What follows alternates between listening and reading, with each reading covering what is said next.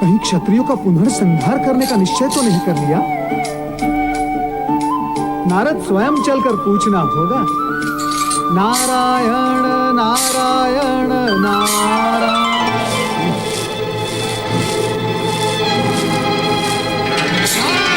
नारायण नारायण। महामुनीश्वर, महामुनीश्वर, नारद का प्रणाम स्वीकार करें। नारद, तुम यहाँ इस वन प्रदेश में? महामुनीश्वर, आज आपके दर्शन का लाभ था सो प्राप्त हुआ, परंतु आप उस समय इतनी शीघ्रता से कहाँ जा रहे हैं? नारद, मुझे केवल प्रश्न पूछना प्रिय है, प्रश्न किया जाना नहीं। और वैसे भी तुम मुझसे बड़े अथवा पूज्य तो हो नहीं कि मुझे उत्तर देना ही पड़े। नारायण नारायण, मैं कैसे पूज्य हो सकता हूँ? मैं तो आपके पुत्र के समान हूँ। महामुनीश्वर, महामुनीश्वर। सावधान नारद, मैं बाल ब्रह्मचारी हूँ, कोई मेरे पुत्र समान नहीं और मैं किसी के पिता समान नहीं। पिता पुत्र जैसी कोई स्थिति मेरे समीप नहीं है। है महामुनीश्वर, अवश्य है। क्या? यदि आप आज्ञा दे तो प्रमाणित करूं। क्या प्रमाणित करोगे तुम? यही कि आप पिता तुल्य हैं। नारद, आप मुझ निर्दोष पर क्यों क्रोधित हो रहे हैं महामुनीश्वर? ये सत्य मेरे मस्तिष्क की उत्पत्ति नहीं है कि आप भगवान श्री हरि विष्णु के अंशावतार हैं, इसलिए आप सभी के पूज्य हैं। इसी कारणवश सभी आपको पिता तुल्य समझते हैं। जब सब समझ सकते हैं तो ऐसा प्रिय और लाभकारी संबंध आप मुझको क्यों नहीं समझने देते? हे महामुनीश्वर, आप मुझे पुत्रवत समझे, इसमें मैं कोई आपत्ति नहीं करूंगा। नारद, जिस नटखट भाषा से तुम देवों और असुरों के सामने अपनी लीला रचाते हो, तुमने मुझे भी क्या उसी भाषा और लीला का पात्र समझा है? बार बार क्रोध करके अपने पुत्र के मन को पीड़ित और आहत क्यों करते हैं आप? तुमने अब तक मेरा क्रोध देखा नहीं है नारद, और मैं देखना भी नहीं चाहता, और कृपया कर आप उसका आग्रह भी ना करें। तो परिणाम का विचार करते हुए अपनी वाणी को नियंत्रित करो। हाँ प्रभु, हाँ।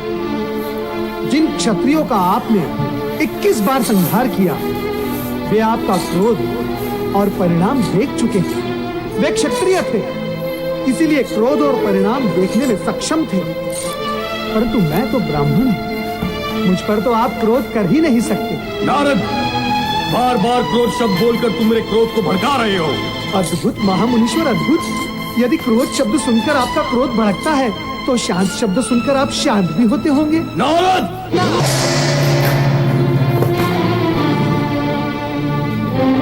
ओम नमः शिवाय। ओम नमः शिवाय। ओम नमः शिवाय। ओम नमः शिवाय। ओम नमः शिवाय। ओम नमः शिवाय। ओम नमः शिवाय। ओम नमः शिवाय। ओम भगवान शिव शंकर की जय, माता पार्वती की जय। शांत रहो, भोलेनाथ का ध्यान भंग ना हो। इनकी समाधि में विघ्न नहीं पड़ना चाहिए। नहीं नहीं माता, हम लोग सब शांत रहेंगे।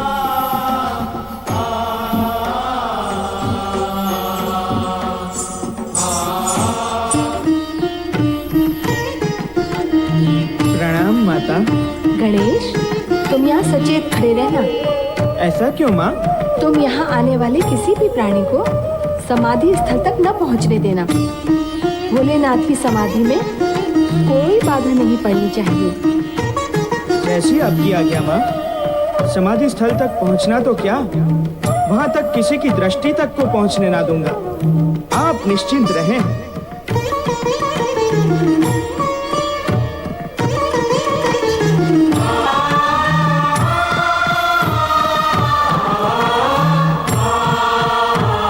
जय शिव शंकर, जय भोलेनाथ, हर हर महादेव।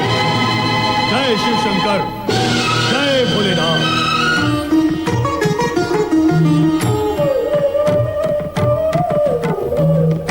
कार्तिकेय भैया अब तक लौटे क्यों नहीं?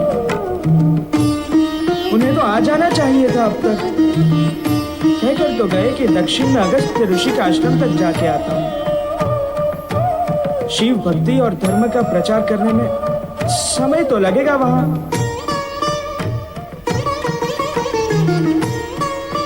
जय शिव शंकर, बम बम भोले, हर हर महादेव। भाइयों में सखा भाव हो तो मन को कितना भाता है, और सखाओं में भी भातृभाव हो तो मन को अच्छा लगता है। हम दोनों में दोनों भाव हैं। मैं उनके विषय में सोच रहा हूँ और वो भी अवश्य मेरे। जय शिव शंकर, हर हर महादेव। सावधान!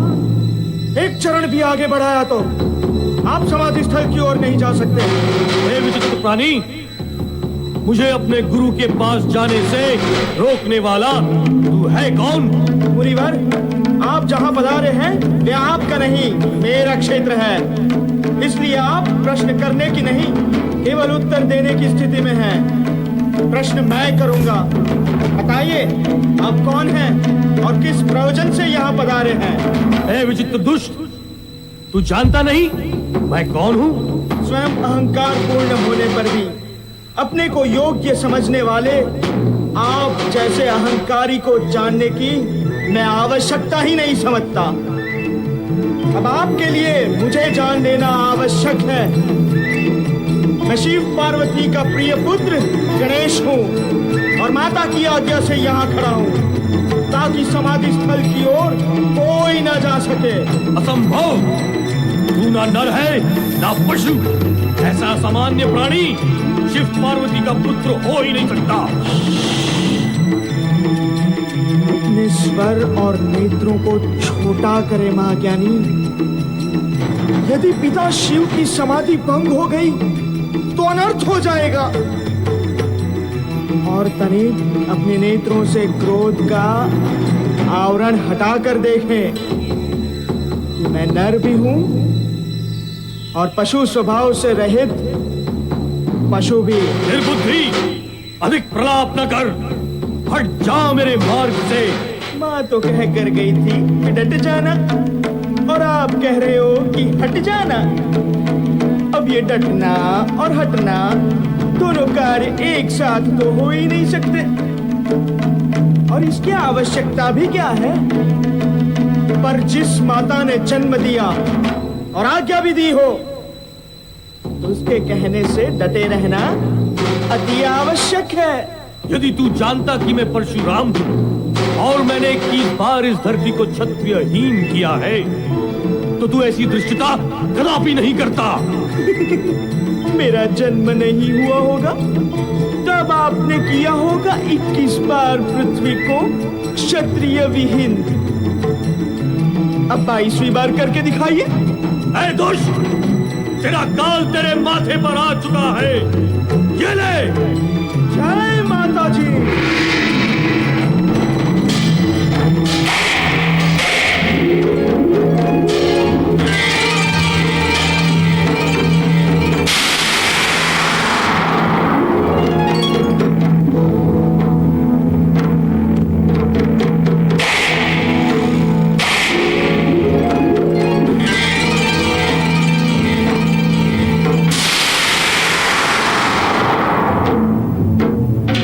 देवर्षि, ये तो अनर्थ हो रहा है। हमें इसे रोकना चाहिए। कौन रोकेगा? युद्ध रुकता तभी है जब उसे आरंभ करने वाला रोके। यहाँ तो दोनों डटे हुए हैं।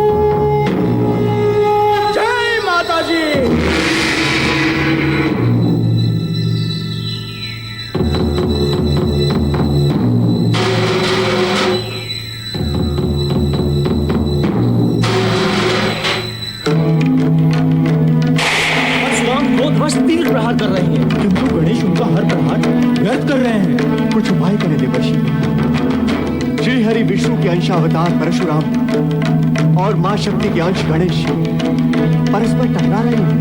भगवान शिव अपने पुत्र और शिष्य के मध्य होने वाले इस युद्ध को रोकते क्यों नहीं? वरुण देव, जितना विचार आप कर रहे हैं उतना विचार भगवान भोलेनाथ ने अवश्य किया ही होगा, फिर भी युद्ध हो रहा है। अर्थात ये सब भगवान भोलेनाथ की लीला है, जो किसी भावी घटना की भूमिका है, विषाद है, ताकि ये युद्ध किसी परिणाम को जन्म दे सके।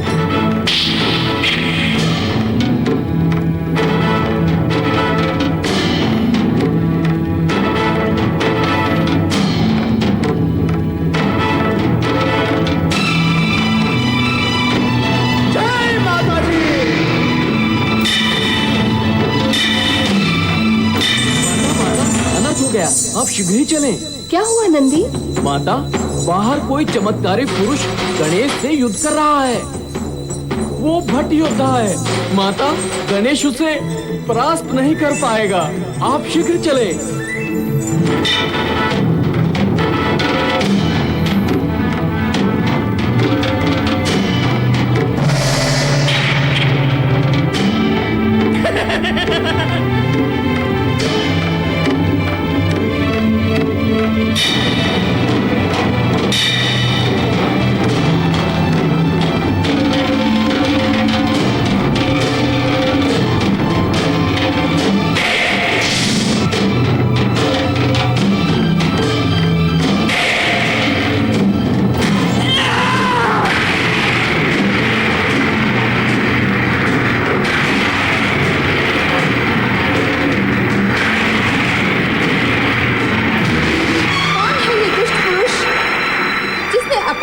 पुत्र पर प्रहार किया।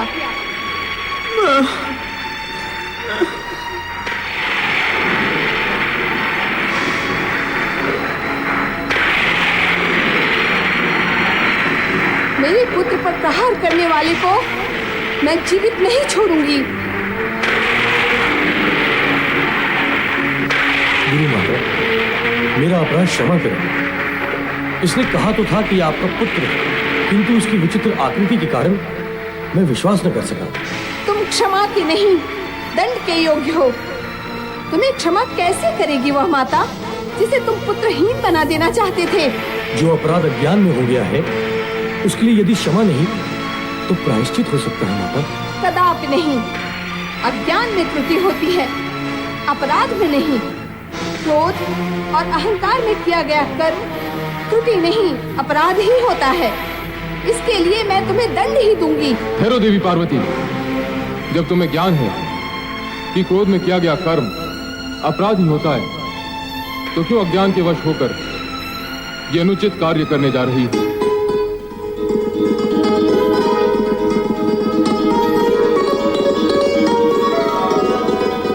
क्षमा भगवान, क्षमा। अपराध हुआ है मुझसे। माता पार्वती दंड की जो व्यवस्था मेरे लिए करेंगी वो नतमस्तक हो स्वीकार करूंगा। मैं तो यहाँ आपके दर्शन करने के लिए आया था, किंतु संयोगवश स्थिति ही पलट गई भगवान। सगुण विद्याधारी इस सत्य को नहीं जानते कि आप श्री हरि विष्णु के अंश और हमारे पूज्य हैं। हुआ तो वही जो होना था, आप तो केवल निमित्त मात्र हैं। गणेश एक दंत होकर पूज्य होंगे, इन्हें एक दंत बनाने का कार्य विधि ने अप्रत्यक्ष रूप से आपको ही सौंपा था। श्री हरि विष्णु के अंशावतार परशुराम के प्रति क्रोध अनुचित और अनावश्यक है देवी। ये सब तो हमारी ही इच्छा और लीला के कारण घटित हुआ। गणेश, अज्ञान में युद्ध हुआ, अब ज्ञान होने पर सम्मान करो पुत्र, प्रणाम करो इन्हें। प्रणाम मुनिवर। अज्ञान में क्या क्या हो जाता है। जो स्नेह का अधिकारी है वो क्रोध का पात्र हो गया। जिसे कण से लगाना था उससे युद्ध करना पड़ा। मुझे क्षमा करो गणेश। ऐसा न कहिए, आप तो मेरे पूज्य हैं,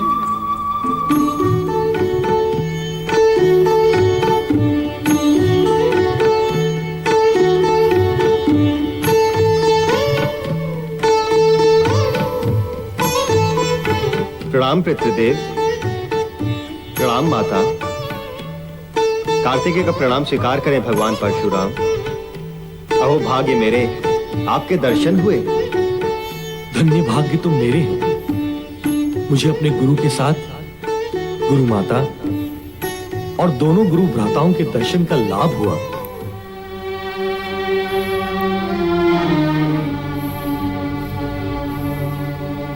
आप भगवान विष्णु के अवतार हैं तो हमारे पूज्य हैं, किंतु भोलेनाथ के शिष्य हैं तो हमारे स्नेह के पात्र भी हैं। इससे पूर्व गणेश का दंत तोड़कर मेरे क्रोध के भाजन हुए। ऐसा प्रतीत होता है कि आपके यहाँ आने से पूर्व अज्ञान प्रवेश कर चुका था, जिसने पहले आपको फिर मुझे प्रभावित किया। मेरे अपशब्दों के लिए मुझे क्षमा करें। नहीं नहीं, क्षमा मांगकर मुझे पीड़ित ना करें। आप तो मेरी गुरु माता हैं। आपको भोलेनाथ का शिष्य मानकर नहीं, भगवान विष्णु का अंशावतार मानकर क्षमा मांग रही हूँ। परंतु मैं तो शिष्य रूप में अपने गुरुवर शिव शंकर के दर्शन करने आया था, पर यहाँ आकर इस शिष्य से दो अपराध हुए हैं। एक तो गणेश पर प्रहार किया और दूसरा गुरु माता को मुझसे क्षमा याचना करनी पड़ी। मुझे इस अपकर्म का प्रायश्चित करना होगा। गुरुवर, मुझे आज्ञा दें, मैं महेंद्र पर्वत पर जाकर इस दोष का प्रायश्चित करूंगा।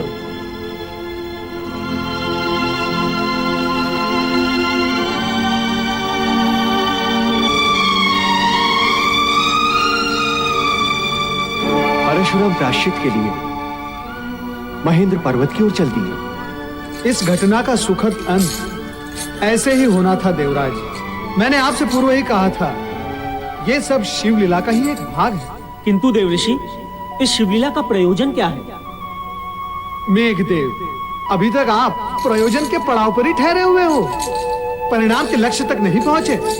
तो सुनो, गणेश जी के एक दंत रूप की पूजा का लक्ष्य पूर्ण होने के लिए भगवान भोलेनाथ ने महामुनीश्वर परशुराम के मन में अपने दर्शन की इच्छा उत्पन्न करके उन्हें कैलाश बुलाया है। और इस प्रकार अपने परिवार से भगवान विष्णु के अंशावतार परशुराम का परिचय कराए।